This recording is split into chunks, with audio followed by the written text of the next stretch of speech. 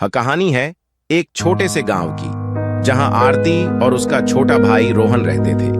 आरती और रोहन के माता पिता का बहुत पहले ही निधन हो चुका था, इसलिए आरती ही रोहन की माँ, बहन और पिता सब कुछ बन गई थी। वह दिन रात मेहनत करके अपने भाई की हर जरूरत पूरी करती। रोहन भी अपनी दीदी से बहुत प्यार करता था और हमेशा कहता, दीदी, मैं बड़ा होकर आपके सारे सपने पूरे करूंगा। रक्षाबंधन का त्योहार करीब आ रहा था, लेकिन इस बार आरती के मन में चिंता थी। वह सोच रही थी, इस बार मैं रोहन के लिए राखी तो बांधूंगी, लेकिन उसके लिए कोई उपहार नहीं खरीद पाऊंगी। उसके पास पैसे नहीं थे और वह अपने भाई को निराश नहीं करना चाहती थी।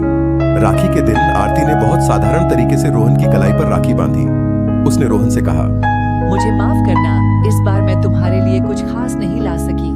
रोहन ने अपनी बहन की आंखों में आंसू देखे और मुस्कुराते हुए कहा, दीदी, आपके प्यार से बड़ा कोई उपहार नहीं हो सकता। उसने अपनी छोटी सी गुल्लक निकाली और कहा, ये सब पैसे मैंने आपके लिए बचाए हैं, आप अपने लिए कुछ अच्छा लीजिए।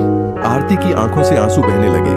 उसने रोहन को गले लगाते हुए कहा, तो मेरा सबसे बड़ा खजाना है, मुझे और कुछ नहीं चाहिए। लेकिन इस बात से रोहन के दिल में एक संकल्प जाग उठा। उसने मन ही मन सोचा, मैं बड़ा होकर दीदी की सारी खुशियां लौटा दूंगा। वक्त बीतता गया और रोहन ने कड़ी मेहनत से पढ़ाई की। वह बड़ा होकर एक सफल व्यक्ति बन गया। उसने अपनी दीदी के लिए एक सुंदर घर खरीदा और उसकी हर जरूरत को पूरा किया।